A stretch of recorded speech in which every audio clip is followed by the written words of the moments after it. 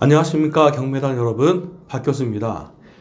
오늘 촬영할 영상은요, 주택임대차보호법상의 계약갱신 청구권에 대해서 총정리를 해드릴까 합니다. 최근 들어서 상담이 굉장히 많은데 이 내용에 대해서 자세하게 인지하지 못해서 네이버나 다른 글들을 통해서 조각조각 정보를 취합하다 보니까 헷갈리는 부분들이 많이 있으신 것 같아요. 그래서 정리를 해드리려고 영상을 촬영하게 되었습니다. 지금 이제 임대차보호법 시행해서 실질적으로 소송들도 진행이 돼서 최근에 판례도 나왔고, 이런 내용들에 대한 기본적인 틀이 어떻게 갈지 예상이 되어지는 상태에서 아직도 많은 부분들을 재고 검토하고 하시는 것 같아요. 오늘 영상은 특별한 글들을 갖다 토대로 해서 영상 찍는 게 아니고요, 법령을 봐가면서 계약갱신 청구권이 어떻게 성립이 되어 있는지, 그리고 어떻게 나와 있는지를 정확하게 설명을 하고 풀어드리도록 하겠습니다. 이것을 통해서 여러분들에게 전달드리고 싶은 내용은 한 가지예요. 법에 대한 모순이라고 얘기할까요? 법을 만드신 분들이 과연 이것을 놓친 건지, 아니면 이런 부분들에 대해서 우선적으로 해야 될 거를 법에다가 삽입하다 보니까 필연적으로 문제가 발생하는 일들에 대해서 체크를 하지 못했다면, 법이 부족하다고 하면 분명히 변경해야 될 것입니다. 현행 법에 대해서는 문제점이 분명히 있습니다. 이유는요, 임대인도 울고 임차인도 울고 누구를 위한 법인지에 대해서는 명칭이 정확하게 해석이 되지 않습니다. 분명히 임대차보호법의 10조에 보면 임차인에게 불리한 계약은 무효다라고 되어 있는데도 불구하고 이 부분에 대해서 계약갱신 청구권에 대해서는 명확하게 헷갈리는 부분들을 넣어놨어요. 임대인이 자기 입장에서는 내가 들어가서 살기 위해서 임차인들한테 나가라고 하는데도 불구하고 못 나가겠다고 하고, 임차인들은 마치 무슨 영화를 찍는 것처럼 임대인과의 그런 신경전을 벌이는 일들이 벌어집니다. 왜냐하면 6개월 전에는 임대인이 원하는 대로 다 해주는 것처럼 했다가 6개월 놔두고 자기 입장을 확 바꿔버리는 이런 형태의 내용들이 비일비재하다 보니까 6개월 계약기간 놔두고 임대인들과 임차인들 간의 신경전이 벌어지고 있습니다. 이 가운데 정확한 해석을 원하신다고 하면 네이버나 이런 곳에서도 정확하게 나와 있겠지만 한 번은 총정리가 필요한 내용이다라고 생각하고 영상을 촬영하게 됐습니다. 이 영상 여러분들한테 꼭 필요한 영상이니까 끝까지 시청해 주시고요. 자세하게 잘 이해가 가지 않는다 라고 하면 다시 한번 저에게 상담톡을 주십시오. 오늘 영상이 좀 길 수 있는데요, 이 긴 영상일지라 하더라도 정확하게 알 필요가 있기 때문에 임대인들도 봐야 되고 임차인들도 봐야 되는 그런 영상으로 내용을 찍도록 하겠습니다. 영상에 앞서서 우려되는 부분들은 좌파냐 우파냐에 대한 성향에 대한 부분은 배제하고 영상을 찍고 있습니다. 이 영상에 대한 부분이 내가 우파 편을 들고 있느냐 좌파 편을 들고 있느냐, 만약에 그런 부분들이 갈리기를 원하신다고 하면 그냥 현행 상황에 좌파 정권에서 이루어진 현행의 이 답은 좌파가 잘못되어진 법이 아니겠느냐라고 사적인 그런 내용이 들어가 있는 거일 수 있는데요, 그렇다고 해서 우파가 이전에 이것을 잘했다라고 칭찬하는 부분도 분명히 없습니다. 이 주택임대차보호법 계약갱신 청구권에 대한 내용에 들어가기 앞서서 그 솔로몬의 지혜라는 부분에 보면 분명히 엄마가 아이를 잃어서 그 아이를 도둑질한 여자와 아이의 엄마가 재판대에 씁니다. 그리고 솔로몬은 분명히 아이 엄마가 있을 거라고 생각을 하고 그 아이를 반을 쪼개서 아이의 엄마와 도둑질한 아이 엄마, 가장 그 엄마에게 나눠주라고 얘기를 합니다. 그때 어떤 일이 벌어집니까? 실제 엄마는 자기가 아이를 포기합니다. 만약에 이 법이 임차인들을 위해서 만들어진 법이었다고 하면 누군가는 포기해야 되는데, 지금 마치 법으로 아이를 가른 효과처럼 반쪼가리를 갖고 있는 그런 형국의 법이 됐습니다. 그렇다고 하면 이 법은 잘 만들어진 법일까요? 잘못 만들어진 법일까요? 이 법에 대해서 손댈 수 있는 부분들이 있다고 하면 수정을 해주셨으면 좋겠습니다. 분명한 것은 임대차 3법 때문에 전세 시장이나 부동산 매물 시장에 폭등이 올 거다라는 것은 전문가들은 누누이 설명을 했는데도 불구하고 무시한 대로 간 현상에 대한 이 지금 현상에 대해서 누군가는 책임을 져야 되는데 아무도 그 책임을 지지 않습니다. 그냥 기자회견이나 이런 것으로 잘못했다 말 한마디로 넘어갈 수 있는 상황이 넘어섰어요. 임대인과 임차인은 이미 불화가 커졌고요. 좌파와 우파는 사회생활하면서 굉장한 스트레스를 받고 있습니다. 친한 친구 사이에서도 멀어지고 가족 간에서도 서로 서먹한 관계를 만들었습니다.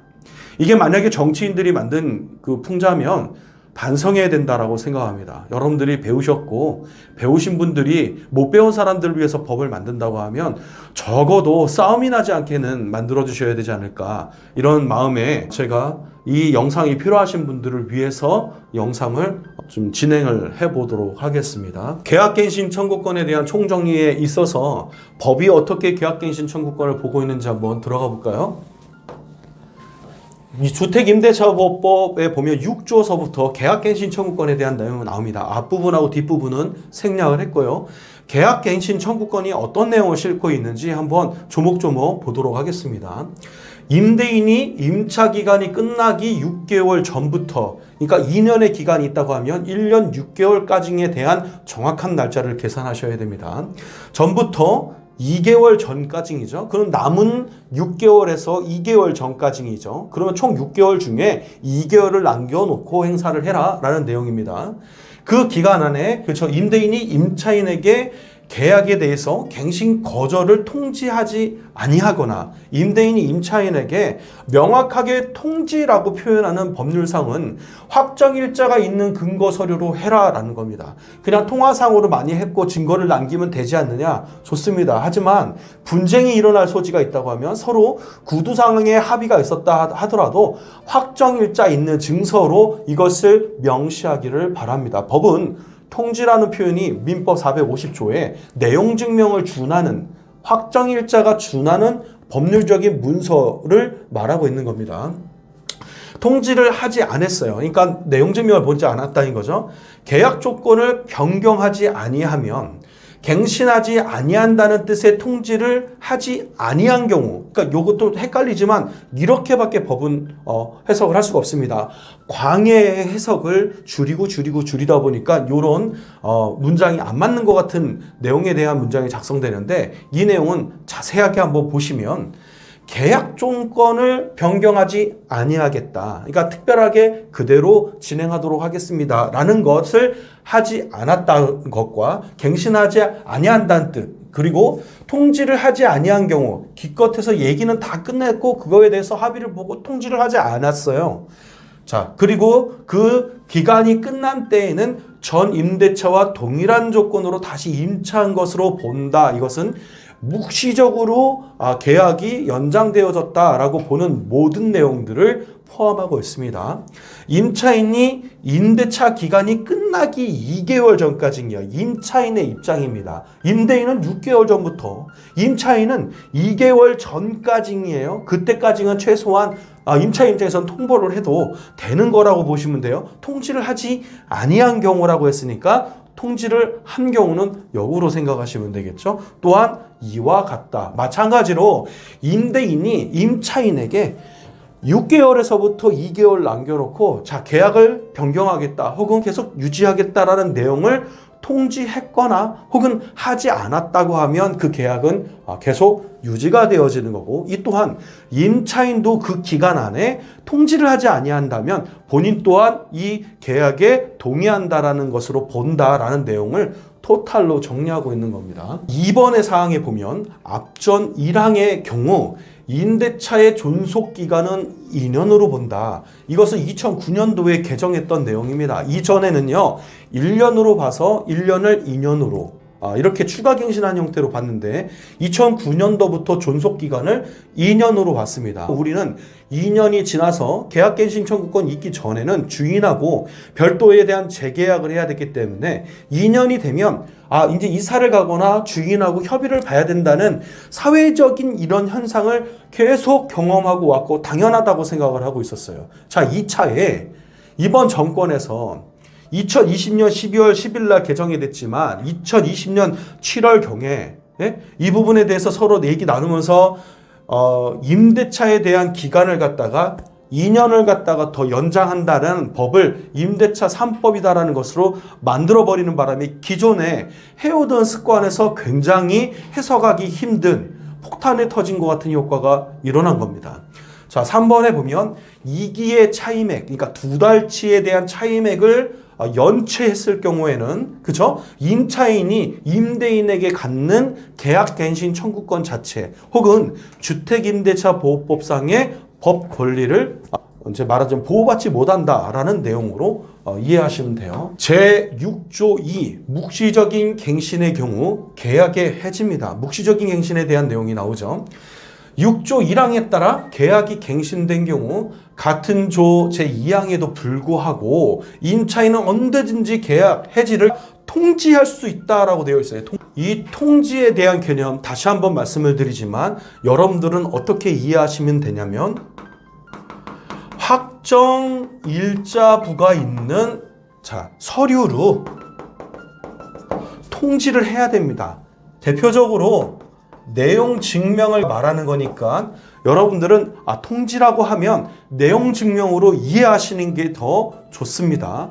문자도 통지 효과가 있고 이메일도 통지 효과가 있지만 결국은 상대방이 인지하지 못하고 말을 걸어왔을 때, 딴지를 걸어왔을 때는 아무리 얘기해도 상대방이 이해 못해요. 그러면 법이 이것을 가장 기준으로 둔다고 하면 법이 원칙으로 얘기한 것을 따르는 게 좋아요.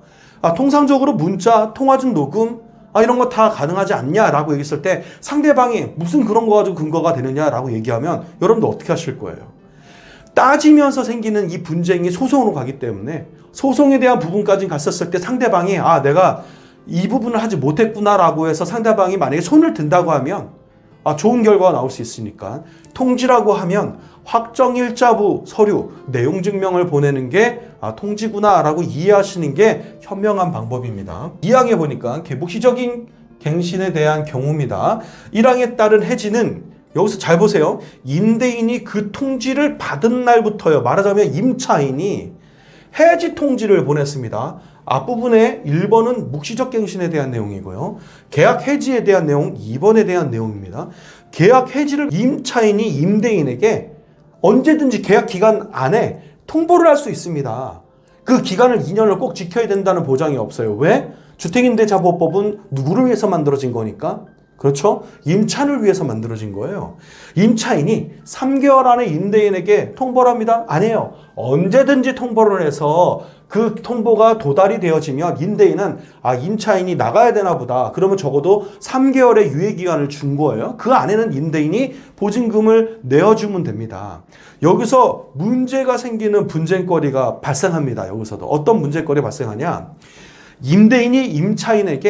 임차인이 제가 아직 기간이 남았는데 일이 있어가지고 이사를 가야 될 것 같습니다. 그랬더니 임대인이 그러세요. 그러면 그 중개사무소에다 내놓고 복비 물은 거에 대해서는 본인이 당연히 물고 나가시고 이래야 되겠죠. 그러면 새로운 임차인이 구할 때까지는 제가 다음에 해서 나가십시오라고 얘기해서 좋게 끝났어요.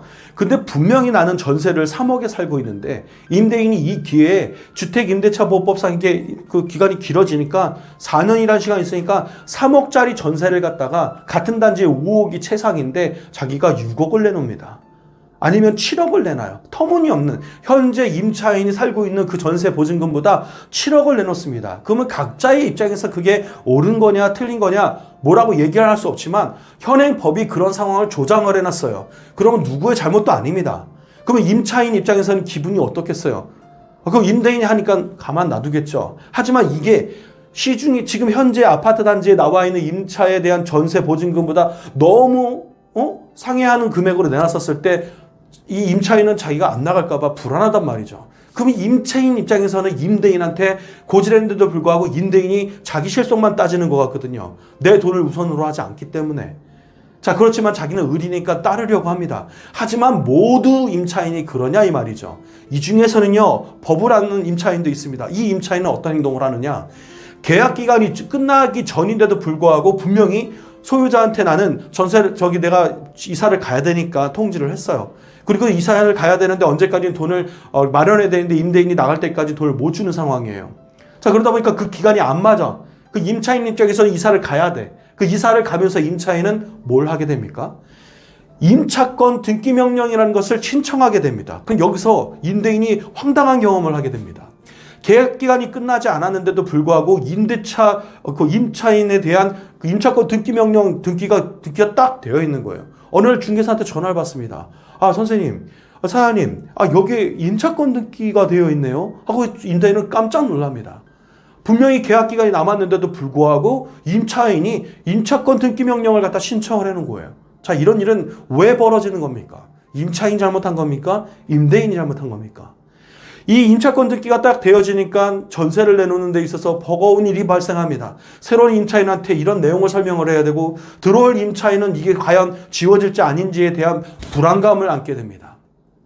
자, 이런 상황들이 도래하게끔 법이 악화되게끔 만들어놨다는 얘기죠. 자, 그러면 임차인에게 유리한 법이다 보니까 계약기간이 끝나지 않았는데도 임차권 등기 명령을 하고 이사를 가버립니다.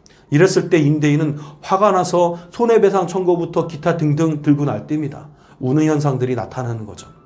이런 일들이 벌어지고 있다는 얘기죠. 임차권 등기 명령은 점유권에 대한 부분이기 때문에 이미 점유권을 비웠기 때문에 자기에 대한 대항 요건이나 우선 변제권에 대한 날짜를 지켜야 되기 때문에 점유를 양도하면서 나가면서는 당연히 임차권 등기 명령 신청을 해야 되는 게 옳은 방법이고, 법은 이것을 인용할 수밖에 없다는 것을 알고 계셔야지만 됩니다. 6조 3회에 보면 계약갱신 요구에 대한 내용입니다. 이 요구는 누가 하겠습니까? 그렇죠?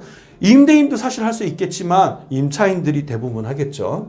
6조에도 불구하고 임대인은 임차인이 제6조 1항 전단의 기간 내에 분명히 6개월과 2개월 아니라고 말씀을 드렸죠.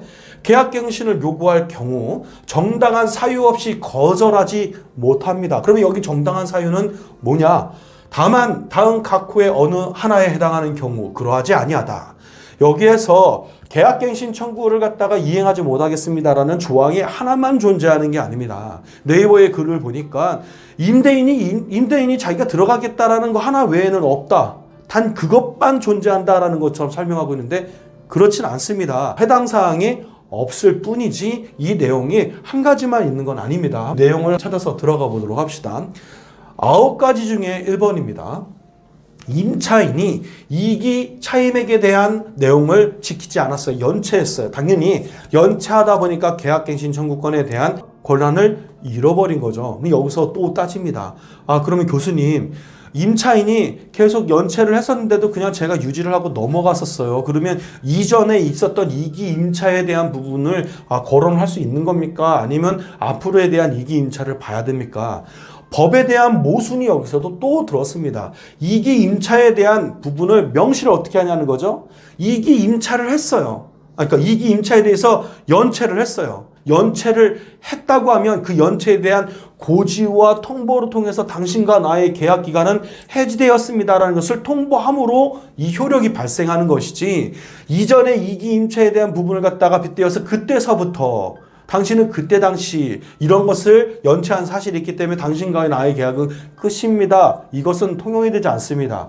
넘어간 거예요. 말하자면 묵시적 합의가 이 안에 있는 겁니다. 이것을 무시하고 이전에 이기 연체에 대한 부분이 있었기 때문에 당신과 나의 계약 기간은 무효다. 이렇게 해석하시면 곤란한 상황이 나옵니다. 그럼 좋을 때는 받아들이고 내가 쓸 때는 이전 것을 끌어서 내가 상대방한테 통지한다는 것은 안 되겠죠. 이 부분에 대해서는 임대인이 잘 알고 있어야 됩니다. 그러니까 이기에 대해서 연속으로 연체를 하는 거에 대해서 만약에 잘 지켜봐야 되겠죠. 딱 지켜진과 동시에 이 사람이 만약에 연체를 했다고 하면 바로 통보를 해야 되겠죠. 자, 이런 서로 웃지 못할 해프닝이 임대인과 임차인 사이에 만들어졌다는 거죠. 지켜봐야지만 되고 상대방이 실수를 해야지만 되는 상황을 만들어놨다는 겁니다. 이 법이 과연 좋은 법인지 아닌지에 대해서는 다시 한번 의문이 생기는 내용이에요. 임대인과 임차인은 싸울 수밖에 없는 구조를 만들어놨고, 마치 임대인들은 범죄자 취급을 받고 있고 임차인들은 범죄자에게 당하는 취급을 받고 있는 그런 현상처럼 말을 하고 있습니다. 누가 만든 법입니까, 그러면? 이 부분에 대해서 도대체 왜 그런 식으로 표현하고 있는지 이해가 안 갑니다. 다주택자가 범죄자입니까? 아니거든요. 결국은 임차인도 임대인의 입장에 있고요. 임대인도 임차인의 입장에 있습니다. 각자의 임차인에 대한 지위들이 있는데도 불구하고 각자 눈치를 보고 각 포지션에서 싸워야 되는 법령입니다. 온전치 않은 법이다라고 분명히 생각하고 있습니다. 2번을 보겠습니다. 임차인이 거짓으나 그 밖에 부정한 반복으로 임차한 경우에요. 임차인이 거짓말로 만약에 그 임차를 했어요. 내가 예를 들자면 내가 내 이름으로 임차한다고 얘기를 해놓고 다른 사람을 살게 해놨어요. 혹은 내가 임차한다고 했더니 여기다가 윤락행위라든가 술집이라든가 도박판이나 이런 걸 갖다가 만들 수 있잖아요. 이런 행위를 통틀어서 얘기할 수 있습니다. 이런 경우에는 임대인도 처벌을 받을 수 있지만 몰랐다 라고 했었을 때 그 계약 기간은 무효에 의해서 그 계약은 임대차 보호법상 해당 사항이 없다라는 내용을 해석할 수 있겠죠. 3번, 서로 합의하에 임대인이 임차인에게 상당한 보상을 제공한 경우예요. 이 경우도 문제가 많이 있었습니다. 분명히 이사를 나가겠다라고 했더니 임차인이 그러면 나 이사 나갈 때 돈을 얼마 주십시오 라고 했는데 너무 터무니없는 이사 비용을 너무나 당연하다는 듯이 얘기합니다. 나 3천만 원 주세요. 5천만 원 주세요. 1억 주세요. 이게 이사 비용입니까? 어느 이사 비용이 1억씩 들어갑니까? 그죠? 이런 상황을 만든 당사자에게 묻는 거예요. 이 법을 왜 이렇게 만들어 놨냐고. 임대차 3법에 대해서 이런 상황을 억지로라도 만들지 않았다고 하면 이런 일은 벌어지지 않았을 것이고요. 이런 일이 벌어질 거다라는 것은 임대차 3법이 시행되기 전부터 전문가들은 예고했습니다. 그대로 나타나지 않습니까? 결국은 임대인도 울고 임차인도 울고 있지 않습니까? 처음에 임차인들이 좋아했죠. 자기네들을 위한 법인지 아니까. 하지만 임대인들이 겪어야 될 모든 과한 프레스를 결국 누구한테 전가가 됩니까? 임차인들한테 전가가 돼서 전세 비용이 그만큼 올라간 거 아닙니까? 이게 임대인들이 돈을 번 겁니까? 다시 한번 물어봅니다. 전세 비용이 올라간 게 임대인이 돈을 번 겁니까? 임대인이 전세 비용 올라간 것 중에서 임차인이 원하는 이사 비용을 5천만 원을 준 게 자기가 번 돈에서 5천만 원을 준 겁니까? 법을 만드신 분한테 여쭤보는 거예요. 임대인 입장에서는요, 그 돈은 빚입니다. 결국은 임차인한테 내줘야 될 돈이에요. 근데 왜 그 돈에서 임차인들이 요구하는 돈에 대해서 정당한 합의라는 보상이라는 이런 단어가 왜 나와야 됩니까? 다시 한번 묻고 싶은 겁니다. 임대인도 울고 임차인도 우는 현상이 벌어졌다는 거죠. 이 법을 만든 당신들 때문에 이런 현상이 일어나는데 뛰어나고 위에 있는 사람들이라고 하면 이 부분에 대해서 뭔가 생각이 좀 있으셔야지만 되지 않는가 생각을 합니다. 4번, 임차인이 임대인의 동의 없이 목적 주택의 전부 또는 일부를 전대한 경우입니다. 이건 당연하죠. 여기서 전대라는 것은 동의 없이라고 했어요. 동의가 있으면 상관이 없습니다. 임대인이 동의를 해줬으면 전대인의 보증금도 주택임대차보호법상 보전을 받습니다. 하지만 동의가 없어요. 임차인으로서의 권한은 없는 거죠. 말하자면 주택임대차보호법에 해당 사항이 없다. 그래서 임차인이 이 계약을 유지하지 못했으니까 이 전 임차인, 현재 권리상의 임차인도 주택임대차보호법상의 권리가 무효화된다라는 내용을 설명하고 있습니다. 이런 경우에도 계약이 해지가 됩니다. 5번, 임차인이 임차한 주택 전부, 임차한 주택 전부 또는 일부를 고의 또는 과실에 의해서 중대한 과실로 파손했어요. 내가 딱 봤더니 부엌의 벽이 너무나 마음에 안 들어. 이 벽을 좀 허물면 넓어질 것 같아. 그럼 임대인도 좋을 것 같아. 내가 봤더니 임대인도 좋고 나도 좋은 거야. 그래서 내가 그냥 부셨어. 보기 좋게 내가 인테리어를 하기 때문에 아주 깔끔하게 아주 내장을 갖다 멋지게 해서 싹 부셨어요. 그랬더니 결국은 뭐예요? 고의, 중대한 과실이 될 수 있어요. 하지만 이거는 주장하기 나름입니다. 임대인은 허락하지 않았거든요. 만일의 경우 일부를 파손하거나 변경을 해야 될 일이 있다고 하면 누구의 동의를 얻어야 됩니까? 임대인의 동의를 얻었다고 하면 문제가 되지 않겠지만 여기서 말하는 이 동의 또한 구두상의 동의가 아니고 협의상 서류를 만들거나 확정일자부가 있는 서류로 징빙을 해놔야 되는 일들이 이제 생긴 거죠. 앞으로는 항상 확정일자부 서류로 서류를 만들어 놔라 라고 말씀을 드리는 겁니다. 6번, 임차한 주택의 전부 또는 일부가 멸실이 됐어요. 임대차의 목적을 달성하지 못하는 상황이 돼서 이거는 뭐냐면 화재나 기타 사고에 의해서 임대차를 하고 있는 그 목적 부동산이 점유를 할 수 없게끔 주벽이 무너진 거예요. 파손되거나 멸실되어졌을 때는 주택임대차보호법에 해당 사항이 없다. 이런 경우에 한번 상담을 한 경우가 있는데 불 타가지고 없어진 주택에 대해서 주택임대차보호법 어떻게 됩니까? 해당 사항이 없습니다. 그럼 어떻게 됩니까? 이거에 대한 보증금은 임대인에게 청구에 대한 보증금 채권으로밖에 안 남는 거죠.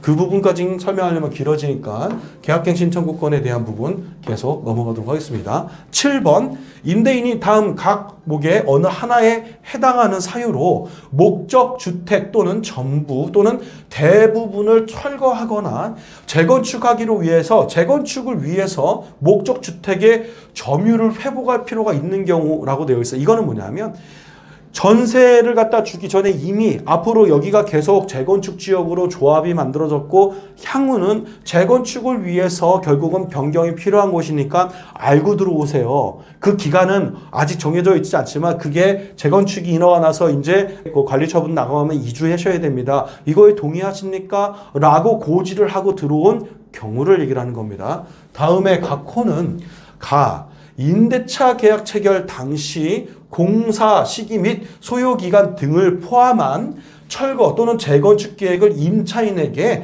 구체적으로 고지라는 내용 굉장히 중요합니다. 이 고지 내용이 서류상 나와 있어야 되니까 임대차 계약서상의 특약 내용에 분명히 반드시 적어져 있어야 됩니다. 그 계획에 따르는 경우 임차인은 이 부분에 대해서 반대 의사를 표시할 수가 없다라는 내용이죠.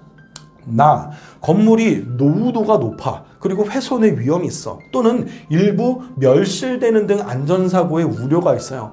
아니 막 옆에 지붕이 구멍 나고 막 담이 묻혀질 것 같은데 거기서 끝까지 살겠대. 임대인 입장에서는 임차인이 거기서 목숨을 다하겠다고 있는데 어떻게 그것을 놔둡니까? 아니 나가셔야죠. 여기 이제 곧 무너진다니까요. 죄송하지만 제가 보증금 내줄 테니까 나가주세요 라고 얘기했을 때 이렇게 하소연해야 되느냐? 아니라는 거죠. 그 노후도에 대한 부분이 있다고 하면 안전사고를 위해서 임차인에게 계약갱신에 대한 거절을 행사할 수 있다라는 내용입니다.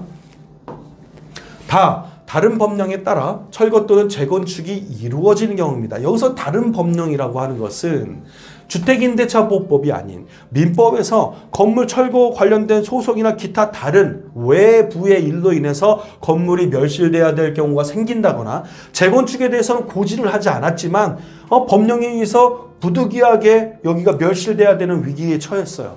정말 임대인도 어쩔 수 없는 상황으로 고지를 억지로 안 한 게 아니에요. 몰랐어. 이런 경우도 있을 수 있지 않습니까? 이런 경우를 통탈해서 설명을 하고 있습니다. 이 8번에 대한 내용 때문에 지금까지 계속 설명을 하고 있습니다. 이 8번에 대한 해석이 이것만 존재하는 게 아닙니다. 이게 가장 현실적이어서 계속 설명을 해왔던 거죠. 8번에 보면 임대인의 존속과 비속을 갖다가 포함한다라고 되어 있어요. 직계 존속, 직계 비속이 목적 주택에 실제로 거주하려는 경우예요. 자, 이 경우 한번 좀 설명을 하는데 직계 존속이라는 단어 이것도 모르실 수 있으니까 설명을 좀 드리겠습니다. 민법적인 내용이니까요. 민법상 직계 존속이라는 것과 직계 비속이라는 것은 설명하기가 쉽습니다. 나를 기준으로 해서 위에 부모, 조부모, 고조부모 이렇게 위로 향하는 형태에 대한 것을 다 직계 존속이라고 보시면 돼요. 엄마나 아빠나 요 모든 부분의 부모들을 통틀어서 직계 존속이라고 보시면 되고 반대로 직계 비속은 나를 기준으로 해서 나의 아래, 나의 아들, 그리고 손자, 나의 직계에 대한 내용이죠. 나를 통해서 직계 비속과 직계 존속만이 해당 사항이 있다라는 내용입니다. 임대인의 직계 존속과 직계 비속을 포함한 목적 부동산에 실제 거주를 하겠다라는 내용으로 알리는 경우에요. 8번에 대한 사항은 좀 더 깊게 설명할 필요가 있으니까 9번에 대한 내용 읽고 나서 다시 한번 설명하도록 하겠습니다. 그 밖에 임차인이 임차인으로서 의무를 현저히 위반하거나 이 내용도 너무나 방대해요. 임차인으로서의 의무가 뭡니까? 임대인이 집을 내놨는데 보여달라고 하는데 임차인이 안 보여줬어. 그러면 의무 불이행입니까? 그것은 아니에요. 임차인이 자기의 점유하고 있는 공간은 그 기간까지는 자기가 그냥 비용을 지불한 거기 때문에 꼭 집을 보여줘야 되는 것은 아닙니다. 임대인이 그걸 착각하시면 안 돼요. 임대차를 계속하기 어려운 중대한 사유가 있어요. 분명히 임대차에 대한 기간에 연락도 안 돼. 임차료 이기는 갖다 내질 않아. 그러면 계약 파기를 하면 되겠지만 임차료가 아닌 전세 기간이다 보니까 뭔가 얘기를 하고 서로 통보를 해야 되는 부분에 대한 부분인데 연락도 안 하고 그냥 피하고 막연히 이런 경우에는 이 내용을 적용할 수가 있겠죠. 하지만 이 부분도 너무 추상적이다라는 거죠. 9가지에 대한 부분이 있는데 다시 한번 8번으로 넘어가서 설명을 이어가도록 하겠습니다. 이 부분에 대해서는 제가 처음에 이 법이 나왔을 때부터 분명히 설명을 했어요. 어떤 설명을 했느냐? 자, 임대인이 결국은 임차인을 내보낼 것이다.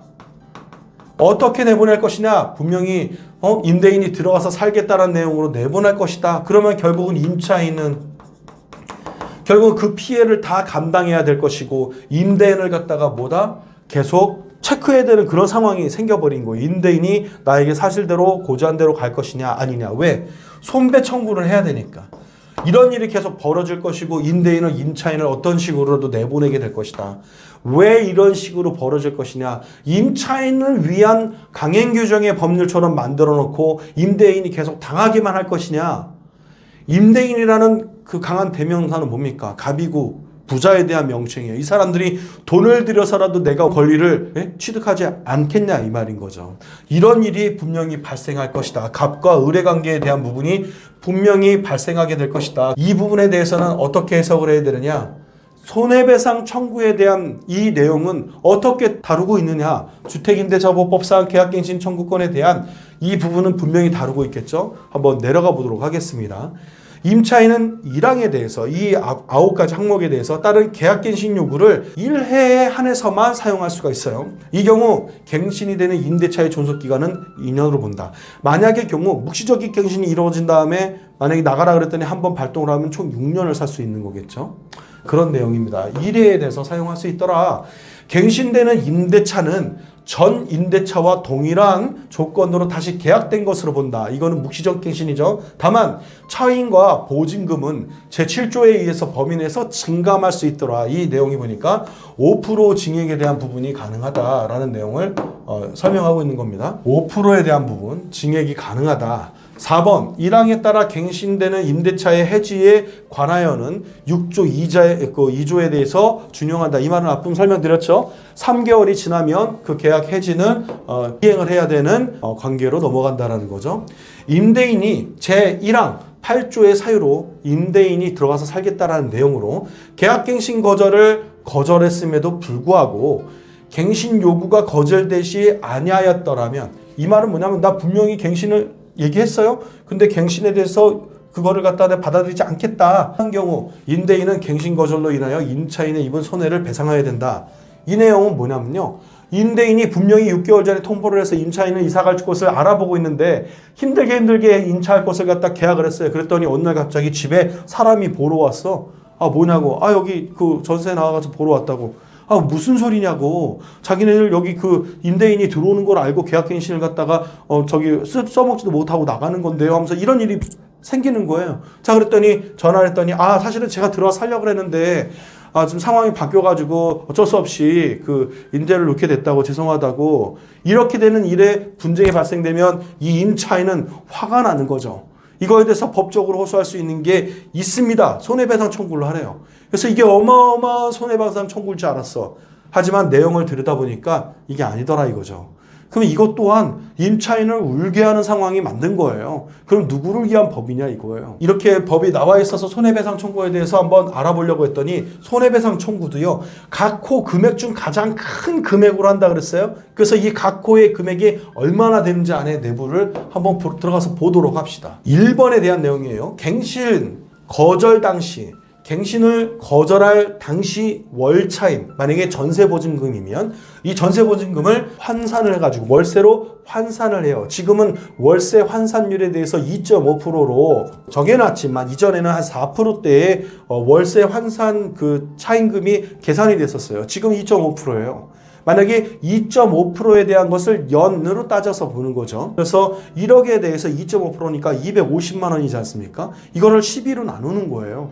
12로 나눈 금액을 갖다가 얼마예요? 이거를 3개월을 곱하기를 해서 3개월의 임차 보증금으로 환산했었을 때의 금액이에요. 그러면 10억이라고 계산한다고 하면 2,500만 원이 되겠죠. 2,500만 원을 12로 나눴더니 월 한 200만 원대라고 생각해 봅시다.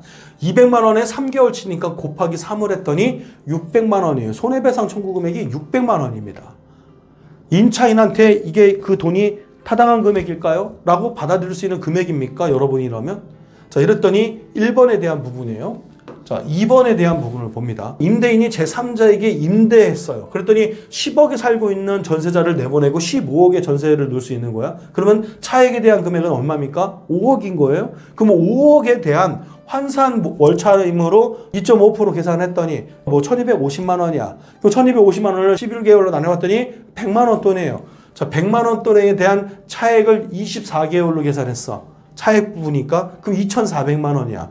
이게 굉장히 크죠. 요 금액의 2,400만 원으로 여러분들은 적당하다고 생각하시냐 이 말인 거죠. 임차인이 쫓겨나는 입장이라고 생각할 거니까. 내 옆에 그 순돌이 엄마는 그냥 그 전 계약갱신 청구권 써가지고 1호에 사는 엄마는 그 2년 더 갱신해서 아무 문제 없이 잘 살고 있는데 나만 느닷없이 나가야 되는 상황이 되는 거예요. 그리고 애를 데리고 뭐 이사도 가야 되고 전학도 시켜야 되고 이 별의별 일들이 다 생기는 거야. 주변에는 지금 물량들도 없어. 이런 상황에 정말 마지못해서 진짜 죽고 싶은 심정들에 대해서 이게 돈으로 이게 커버가 되냐 이 말인 거죠.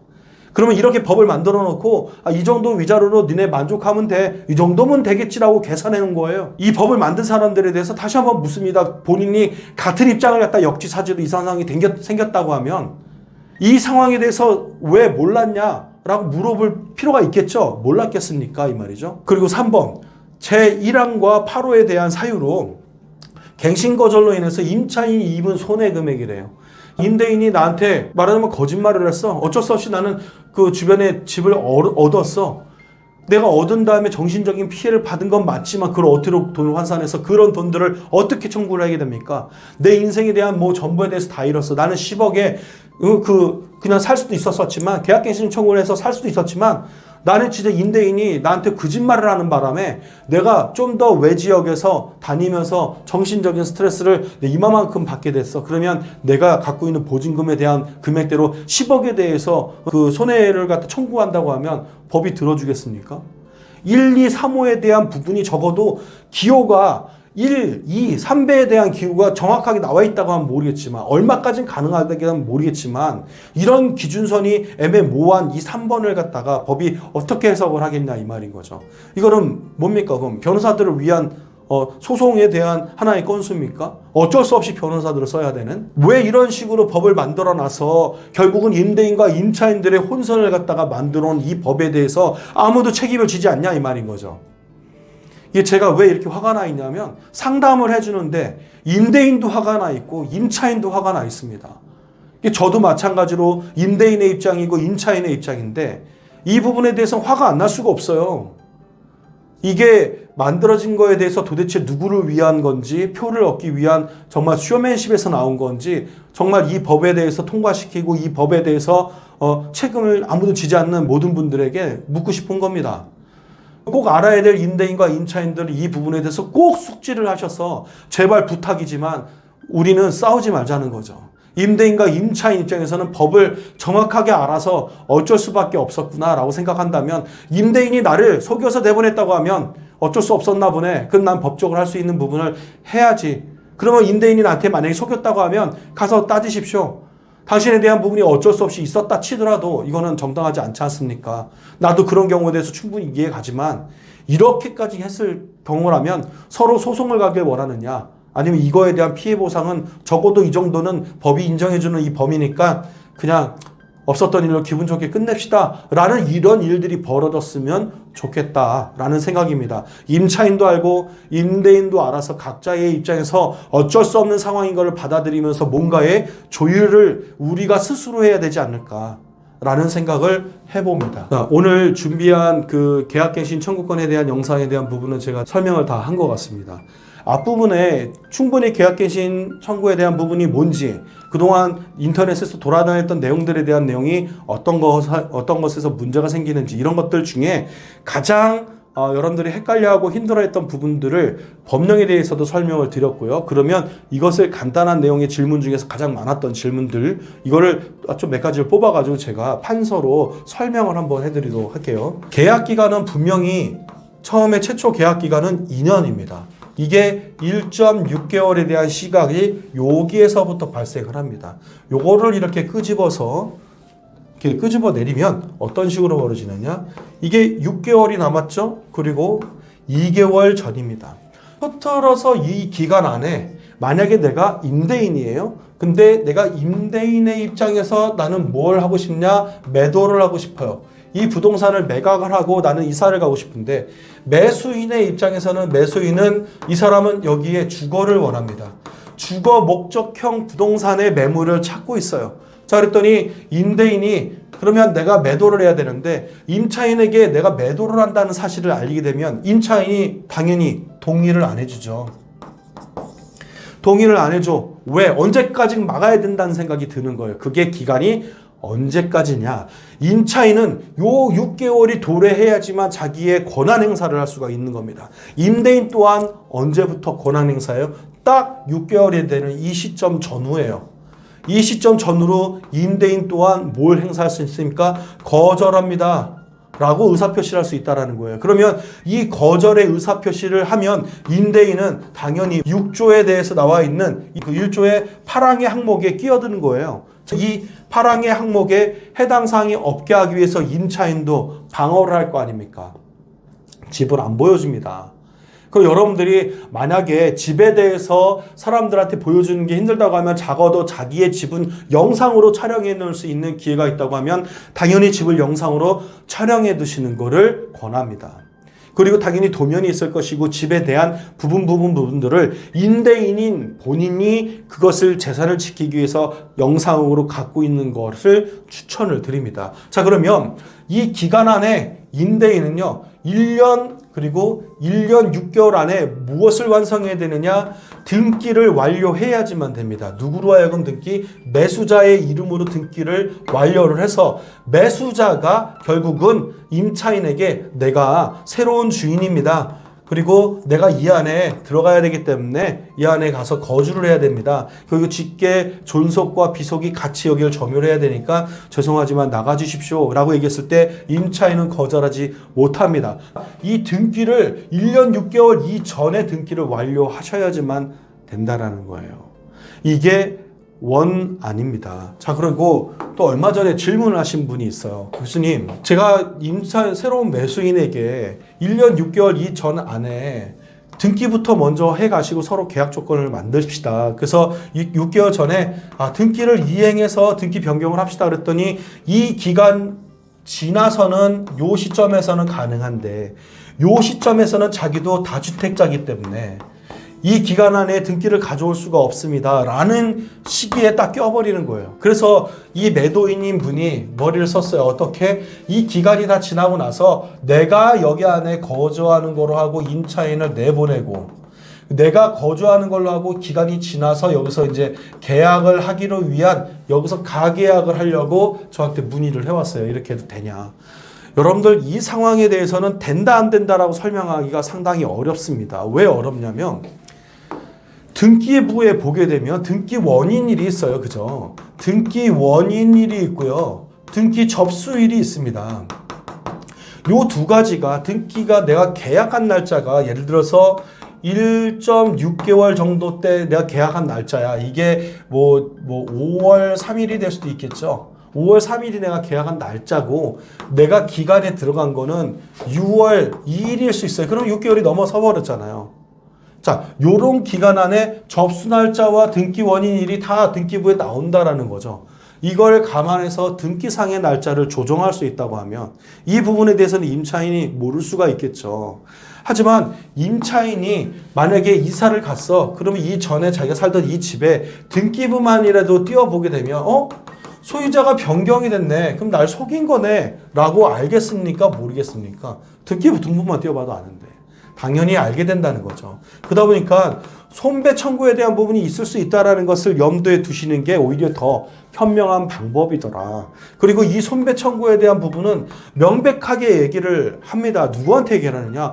법에 호소하는 거예요. 이것은 임대인의 수익이 절대로 아닙니다. 지금 현행상 법이 잘못했기 때문에 부동산의 이런 그래프 현상에서 이렇게 폭등하는 현상을 조장한 것도 정부에 대한 규제인 거지 국민이 한 게 아닌데 국민이 이걸 만든 것처럼 조장하지 마시길 바랍니다. 그냥 올라간 거예요. 왜? 주거할 공간이 없으니까.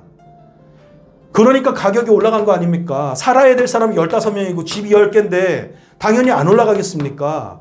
이것으로 적폐라니 뭐니 이런 단어를 왜 쓰냐고요? 부동산을 취득한 사람이 적폐입니까? 이런 단어를 쓰는 것 자체가 이해가 안 갑니다. 예? 이렇게 해서 부동산에 대한 가격이 올라갔어요. 예? 이게 왜 누구 잘못입니까? 근데 이게 올라갔으면 가격은 올라갔겠죠. 따라서 주택에 대한 전세 보증금도 올라갔습니다. 그럼 전세 보증금이 수익입니까? 이건 빚이에요. 이거에 대한 손해배상 청구를 서로 주고받게끔 만들었어요. 임대인과 임차인 사이에서. 결국은 임대인도 이 사람들한테 손해배상 청구를 내어주면서 본인도 내가 왜 이런 손해배상금을 내가 왜 내줘야 되는지 의문점을 갖게 되고, 임차인이 만약에 이것을 당연시한다고 생각할 것 같으면 사회적인 풍조가 또 생깁니다. 임차인과 임대인은 적이다. 자와 우는 적이다. 왜 적이다라는 거를 우리 국민 안에서 왜 이런 것을 조장하냐 이 말이죠. 옛날에 이런 사람들 보고 빨갱이라고 하지 않았습니까? 이거를 왜 이렇게 만들고 있는지 의문점이 듭니다. 예? 한 국민인데 임대인과 임차인이 웃으면서 식사했던 시기도 있는데요. 밥도 먹으면서 힘들다고 서로 위로해주고 고생하고, 예? 드라마를 봐도 1988이나 1977에 보면 새들어는 사는 사람과 주인과 격없이 지내는 그런 시대가 분명히 있었어요. 왜 그런 시대를 만들지 못하고 왜 싸워야 됩니까? 본인들은 왜 싸워야 되고 왜 이런 법을 만들었습니까? 저는 좌파, 우파 누구 편을 드는 게 아닙니다. 현상 이렇게 만들어 놓은 거에 대해서 반성이 필요한데도 불구하고 왜 국민들만 힘들어하고 왜 자살하고 정말 스트레스 받고 정신적인 병을 알아야 되냐 이 말인 거죠. 오늘 이 영상은 특별한 사심이 있기도 하지만 궁금해하시는 분들에게 모든 해소를 드리고 싶어서 영상을 만든 거예요. 임차인도 울고 임대인도 웁니다. 그렇지만 법을 만들어가지고 이걸 던진 사람은 보고 즐기는지 굉장히 궁금합니다. 오늘 영상에 대해서는 제가 기존의 유치권이나 경매나 민법에 관련된 강의를 하면서 기존에 대한 색깔이 부동산 다른 쪽에 가깝지만 저는 민법을 가리키는 교수입니다. 그러다 보니까 주택임대차보호법에 대한 연구를 많이 했고 상당히 많이 강의를 하러 돌아다녔습니다. 그러니까 이번에 임대차 3법 만든 거 보고 애초에 초기 영상에는 유튜브에 영상 없지만 제가 이제 강의하는 곳에서는 이런 내용들을 미리미리 얘기를 했었어요. 분명히 임대인이 임차인들 내보내고 싸움이 있을 것이다. 그러니까 2, 3주 후에 그 뉴스가 나오니까 제자분이 저한테 똑같은 얘기를 이제 뉴스에서 2주 후에 나오더라 얘기를 하더라고요. 예측이 분명히 가능했던 내용이다라는 거죠.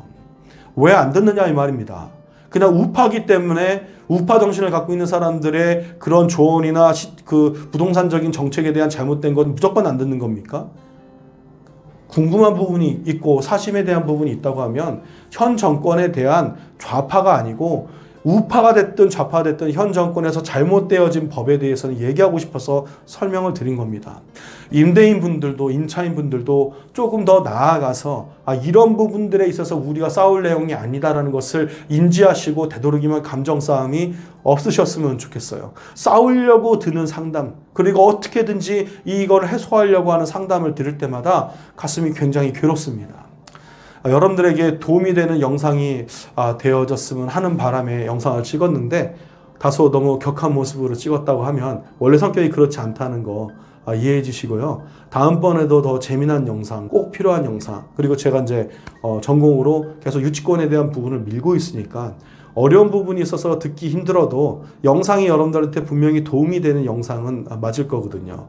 어려운 얘기를 한다고 해서 그 기초적인 부분을 인지 못하고 하는 건 아닙니다. 하지만 법이 얘기할 수 있는 가장 기준선에 대해서 설명을 하고 있는 거다 보니까 이해를 해주시고 앞으로도 많은 응원 주시면 더 힘내서 영상을 촬영하도록 하겠습니다. 감사합니다. I got broads in Atlanta, just to lean the family. Credit cards and the scammers, getting no licks in the band. Legacies.